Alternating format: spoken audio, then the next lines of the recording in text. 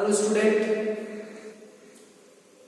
আজ আরেকটি তোমাদের প্র্যাকটিস সেশনে তোমাদের স্বাগত জানাই।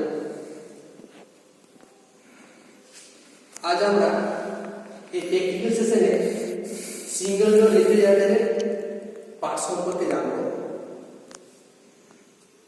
এর কি পার্টস আমরা আগের সেশনে জেনেছিলাম, আজকে আমরা সেটা প্র্যাকটিক্যালি জানব। সবার আগে বলে রাখি, আমাদের সিঙ্গেল ডোর রেফ্রিজারেটরের মেন দুটো সেকশনে কাজ হয়। একটা হচ্ছে মেকানিক্যাল সেকশন, একটা হচ্ছে ইলেকট্রিক্যাল সেকশন। মেকানিক্যাল সেকশনে আমাদের বেশ কয়েকটি পার্টস থাকে, আর ইলেকট্রিক্যাল সেকশনের বেশ কয়েকটি পার্টস থাকে, যেগুলো আজ আমরা দেখব। তার আগে বলে রাখি, আমাদের মেকানিক্যাল সেকশনে যে সমস্ত পার্টসগুলি আছে সেগুলো আমরা যদি আমাদের মানুষের সাথে তুলনা করি, কারণ আমাদের মানুষের জীবিত থাকার জন্য মেন পার্টস যে অঙ্গ থাকে, সে আমাদের রেফ্রিজারেশন এয়ার কন্ডিশন হলো single refrigerator air condition system হলো 5টা মেন মেকানিক্যাল পার্টস আছে। সেই পার্টসগুলি হলো এক compressor, condenser, dryer filter, capillarity, evaporator. এই পার্টসগুলো যে বললাম, সেই পার্টসগুলো আসবে তোমাদের সামনে প্রত্যেকটাই প্র্যাকটিক্যালি দেখাবো।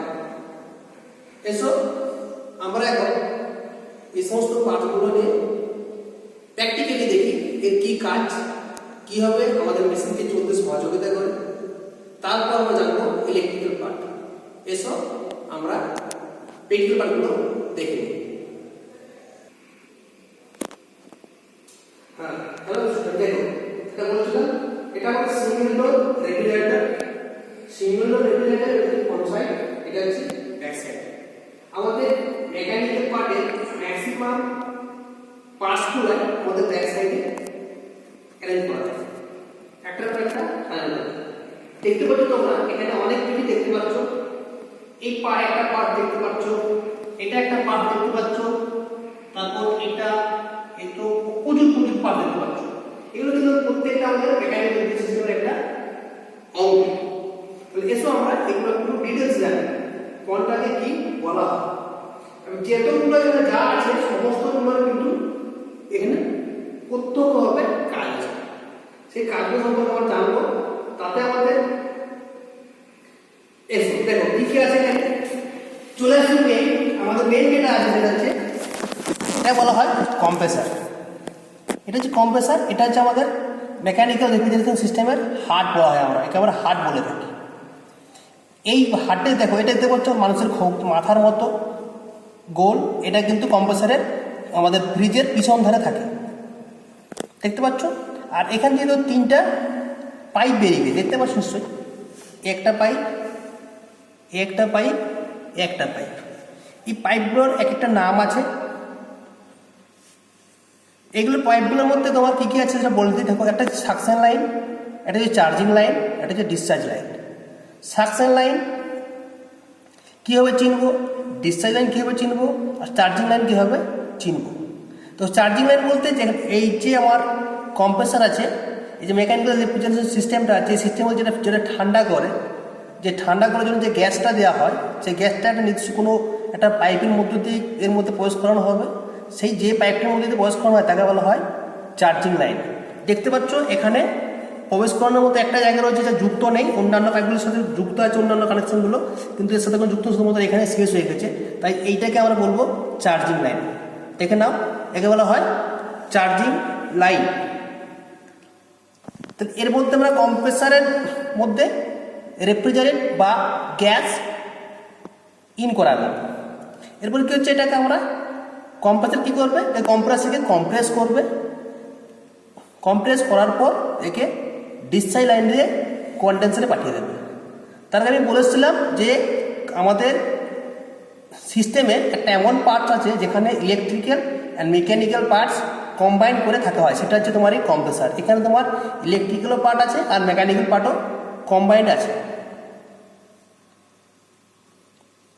চলো তাহলে জেনে নেব কি হচ্ছে। তাহলে এখানে এটা হলো আমার সাকশন লাইন, এটা হলো আমার চার্জিং লাইন, আর দুটো থাকলো এ একটা আর এ একটা পাইপ আমাদের এখানে থাকলো। তাহলে এবার জানবো কি কোনটা কি লাইন। দেখো এটা তোমার হচ্ছে এটা যেটা যে পাইপটা আমার কন্ডেন্সারের সাথে যুক্ত আছে সেটা হচ্ছে তোমার ডিসচার্জ লাইন, আর যেটা আমার কন্ডেন্সারের এন্ডের পরে সাথে যুক্ত আছে সেটা হচ্ছে আমার সাকশন লাইন। ওকে, এটা যে আমার সাকশন লাইন। তাহলে কী হবে, এবার চলে আসে আমরা কীভাবে চিনবো এটা কোনটা কি পাইপ। দেখো এই পাইপটা সামান্য কী আছে, এটা সরু আর এটা হচ্ছে মোটা, তাই আমরা এদিকে চিনতে পারবো যে এটা হচ্ছে যেটা মোটা পাইপ সেটা হচ্ছে আমার সাকশন লাইন, আর যেটা সরু পাইপ সেটা হচ্ছে আমার ডিসচার্জ লাইন। বুঝতে পেরেছো? চলো এরপর চলে এসে আমরা এই যে কম্প্রেসার কম্প্রেস করলো, গ্যাসকে কম্প্রেস করার পর ডিসচার্জ লাইনের মধ্য দিয়ে এই পাইপটার মধ্য দিয়ে আমার পাঠিয়ে দিল কন্ডেন্সারে, এটাই বলা হয় কন্ডেন্সার। আর এই পার্টটা এটা তোমার তৈরি হয় স্টিল দিয়ে, কারণ স্টিল কপার থেকে সস্তা, তাই এটা আপনি স্টিল দিয়ে তৈরি করা হয়। আর এটাকে কি হয়, অনেকগুলো পাচান অবস্থায় থাকে, দেখতে পাচ্ছ পাচান অবস্থায় আছে।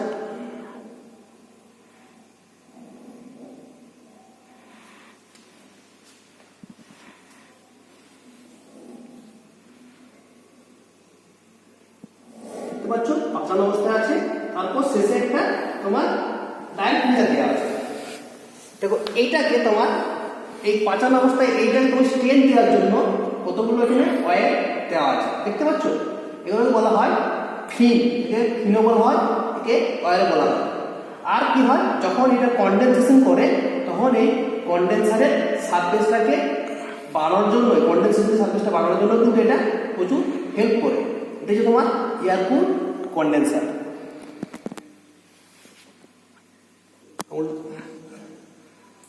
কি বললাম, এটা হচ্ছে আমার ডায়াল ফিল্টার। এর কাজটা কি শুনে নাও, যখন চার্জিং করা হয়, যখন রেফ্রিজারেন্ট এখানে চার্জ করা হয়, তার মধ্যে আমার সমস্ত ময়েশ্চারকে সিস্টেম থেকে আউট করা হয় ভ্যাকুয়াম ক্লিনারের মাধ্যমে। যদি কোনো রকমভাবে মাইক্রো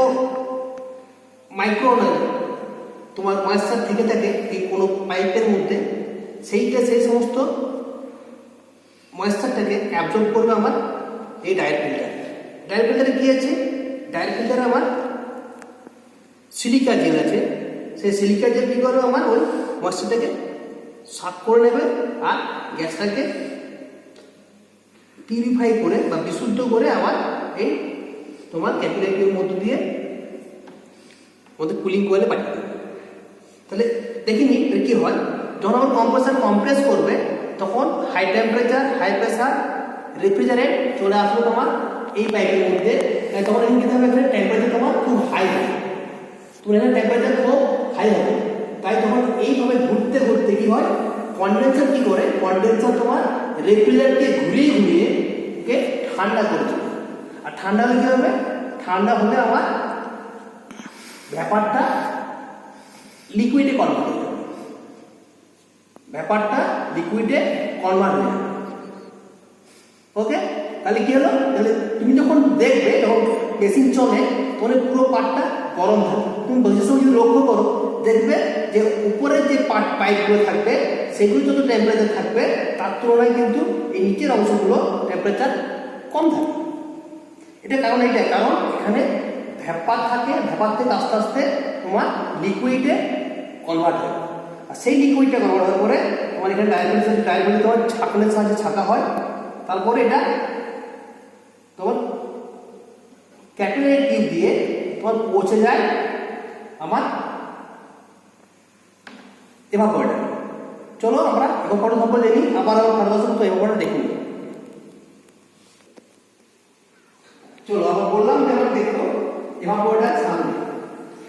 এটাকে বলা হয় ডিপ ফ্রিজার, একে বলা হয় এভাপোরেটর,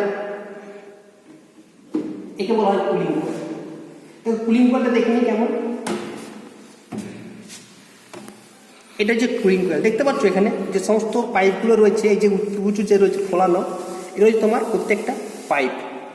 এখানে তোমার ঠান্ডা হয়, এই ঠান্ডা হওয়ার জন্য এখানে যে সমস্ত জিনিসগুলো থাকবে এটা তোমার হচ্ছে, দেখো ফোলানো ফল দেখতে পাচ্ছ, প্রত্যেকটা পাইপ এক একটা গেলো সব পাইপ। এখানে তোমার ঠান্ডাটা হয়। এখানে কি ঠান্ডা হয়, এখানে ঠান্ডা হলে কি হবে, এটা যে লিকুইডটা এলো, লিকুইডটা পুনরায় আবার ব্যবহার হতে চাইবে। তাই ব্যবহার হতে গেলে কী চাই, তোমার তাপ চাই। তো তাপটা কোথা থেকে নেবে, এই যে পুরো কম্পার্টমেন্ট যা সমস্ত থাকবে বাতাস বা যে সমস্ত খাদ্যদ্রব্য থাকবে, সে তাড়াতাড়ি যে হিট থাকে সেই হিটটাকে অ্যাবজর্ব করে নেবে। মানে এটা কী হলো বলো না, অনেকটা সেখানে যৌথ আমাদের পরিবারের মতো, একজন ইনকাম করবে আর বাকিগুলো সব বসে বসে ভোগ করবে। ঠিক এটা কুলিং, একে ঠান্ডা করবে, আর এই যে ঠান্ডাটা সমস্ত লোকেরা সেটা ভাগ নেবে। বুঝতে পারলো, এটা কি বুঝতে পারলাম, যে কামানেওয়ালা এক, খানেওয়ালা সব।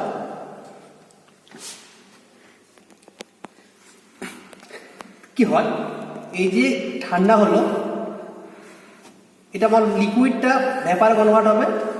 তো ঠান্ডা হওয়ার জন্য কি দরকার, তাপ দরকার। তাই আমার রেফ্রিজারেটরের মধ্যে যে সমস্ত খাদ্যদ্রব্য থাকে তাদের সমস্ত হিটগুলো দিয়ে অ্যাবজর্ব করে নেবে। তার বিনিময়ে কী হবে, তার বিনিময়ে তোমার যেটা ঠান্ডা বাতাস সেটা নিচে নেমে আসবে আর গরম বাতাসটা উপরে চলে যাবে। এইভাবে এর মধ্যে একটা সাইকেল চলতেই থাকবে অনবরত। তার জন্য আমাদের কুইক ঠান্ডা করা। এরপরে কি হয়, যদি তুমি মনে করে যে আমি খুব ফাস্ট কুলিং চাই, তার জন্য তখন আমাদের সমস্ত প্রোডাক্টগুলোকে এই ডিপের মধ্যে রাখতে হবে। মানে এখানে যত ঠান্ডা হবে সেই ঠান্ডাটা এই নিচে এতটা হবে না। ওকে, এবার আমি দেখো তোমাদের দেখাচ্ছি এইটা কোথায়, তোমার যে যুক্ত যে পাইপটা সেটা কোথায় যুক্ত তোমাদের দেখাচ্ছি। এটা করে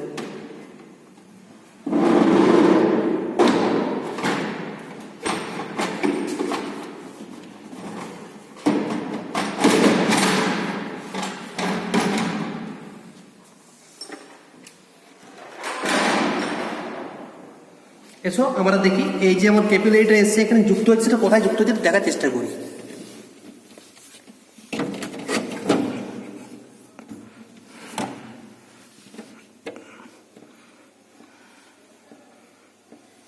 দেখো এই পার্টটা দেখতে পাচ্ছ উপরে, এই যে পাইপটা এসছে, এই পাইপটার সাথে আমার ক্যাপিলারিটিটা যুক্ত হচ্ছে এখানে। ঠিক আছে, এটা ওপারে আছে, দেখো এখান থেকে যুক্ত হয়েছে, এই দিক দিয়ে এটা আসছে, এখানে কিন্তু ঠান্ডাটা হচ্ছে। দেখো এখানে একটা তোমার লক্ষ্য করবে, কেউ লক্ষ্য করো না, এই যে পাশে যেটা দেখতে পাচ্ছ এটা ইন্ডিকেটার দেওয়া হয়েছে, আমাদের ইন্ডিকেট করা হয়েছে রেড কালারের। যখন এটায় যখন বরফ জমে যায়, যখন বরফের আস্তরণ মোটা হয়, যখন এটা যখন ঢেকে যাবে, তখন আমাদের এখানে যে ডিফ্রস্ট সুইচটা আছে এটাকে পজ করতে হয়। এটা পজ করলে কী হবে, মেশিন অটোমেটিকলি বন্ধ হয়ে যাবে। এটা হচ্ছে আমাদের মেকানিক্যাল পার্ট। এবার আমরা ইলেকট্রিক্যাল পার্টের মধ্যে চলে আসি। তো ইলেকট্রিক্যাল পার্টের মধ্যে আমাদের যে সমস্ত পার্টগুলো প্রথমে আসছে সেটা হচ্ছে তোমার ডোজ সুইচ, দেখতে পাচ্ছ এটা ডোজ সুইচ। এখানে আছে তোমার ল্যাম্প, এখানে তোমার ল্যাম্প আছে। এটা তোমার থার্মোস্টেট সুইচ। তো এই যে ডোজ সুইচ আছে, এটা ভিন্ন রেফ্রিজারেটরে ভিন্ন ভিন্ন জায়গায় সেটিং করা থাকে। এর কাজ কি, এর কাজ হচ্ছে অন্ধকারের সময় এর মধ্যে লাইট দেওয়া এবং সমস্ত জিনিসকে ভালোভাবে দেখতে সহযোগিতা করা। আর এটার কী কাজ, এর কাজ হচ্ছে আমি ঠান্ডাটাকে আমি সেট করব, আমার ফ্রিজের মধ্যে কত টেম্পারেচার আসলে রাখবো সেটা আমি সেট করবো এখানে। তো সেই টেম্পারেচার যখন ফ্রিজ যখন পৌঁছে যাবে, তখন এখান থেকে মেশিনকে আমার অফ করে দেবে নিচে নিচে। এটা বলা হয় থার্মোস্টেট সুইচ। ওকে, এবার চলো আমরা নিচের পরের পার্টে দেখি, পিছন ধারে আর কি ইলেকট্রিক্যাল পার্টে এখানে আছে। দেখো আমরা বললাম এদিকে পার্টগুলো, এদিকে যে পার্টগুলো আছে সেটা দেখে নাও। এটা হচ্ছে কর্ড,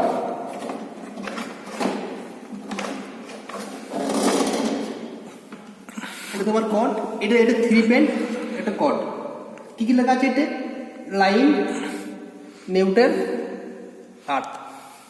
সবসময়তে ডান দিকে কি থাকবে, ফেজ থাকবে। দেখো ডান দিকে ফেজ আছে, বাম দিকে নিউট্রাল, এটা হচ্ছে আর্থ। যদি আর্থিং না থাকে তখন কী হবে, এটা রেফ্রিজারেটরের মধ্যে হালকা শক দেবে। ঠিক আছে, হালকা শক দেবে। তাই রেফ্রিজারেটর যখন যেখানে থাকবে সেখানে আর্থিং থাকা অতি আবশ্যক। চলে এসে এবারে এটা কি হচ্ছে, এবারে চলে এসে আবার পরবর্তী পার্টে এই যে কম্প্রেসার। কম্প্রেসারের মধ্যে দেখতে পাচ্ছ কতগুলো পার্টস আছে। এখানে তোমার আছে একটা যে রিলে, একটা হচ্ছে ওএলপি। দেখো রিলেটা আমি তোমাদের খুলে দেখাচ্ছি।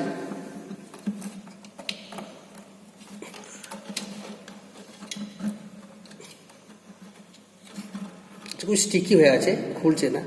এটা হচ্ছে রিলে, এটা হচ্ছে ওএলপি। রিলে আর ওএলপি দেখতে পাচ্ছ যে সাদা মতো আছে, এটা হচ্ছে তোমার রিলে, আর ওপরটা হচ্ছে তোমার ওএলপি। এখানে তিনটা ক্লিপ আছে, এইগুলো টার্মিনাল বলা হয়, ঠিক, যেগুলো বলা হয় টার্মিনাল। দেখতে পাচ্ছ ওয়ারিংটা। এই ওয়ারিংটা তোমাদেরকে আমি একটা ভিডিও ক্লাস, আগের ক্লাসে দেখেছিলাম কিন্তু ওয়ারিংটা কাজ করে, সেটা একটু দেখে নিও আমাদের ইউটিউবে গিয়ে, তো বুঝতে পারবে। এই হচ্ছে আমার টোটাল প্র্যাকটিক্যাল ক্লাস আমার সিঙ্গেল ডোর রেফ্রিজারেটরের। আমরা পরবর্তী যে সমস্ত করবো সেটা হচ্ছে তোমার এটা দেখতে পেলে, এটা আমি প্র্যাকটিক্যাল ক্লাসে বললাম তোমাদের যতটুকু সম্ভব। আরেকটা তোমাদের বলতে দেখে যাও, এই যে প্রত্যেকটা রেফ্রিজারেটরের পিছনে একটা করে কিন্তু সার্কিট দেওয়া থাকে, তোমরা দেখতে পাচ্ছ নিশ্চয়ই। এখানে একটা সার্কিট দেওয়া আছে, এর টোটাল এখানে ডেমনস্ট্রেশন করা আছে, কত অ্যাম্পিয়ার কারেন্ট নেবে, কত ভোল্টেজ দরকার, আর এর সার্কিটটা কীভাবে কাজ করে, সমস্তটা ইলেকট্রিক সার্কিটটা এখানে দেওয়া আছে। তো প্রত্যেকটা এটা রেফ্রিজারেটরে তোমরা দেখতে পাবে, সেটা সিঙ্গেল ডোর হোক আর ডবল ডোর হোক। দেখতে পাচ্ছ আশা করি। ওকে, দেখো খুব সুন্দর করে দিয়েছে এখানে, প্রত্যেকটা রেফ্রিজারেটর সিস্টেমে এটা দেওয়া থাকে। তাহলে তোমাদের কাছে টোটালি ডেমনস্ট্রেশন করা হলো প্র্যাকটিক্যাল সিঙ্গেল ডোর রেফ্রিজারেটরের।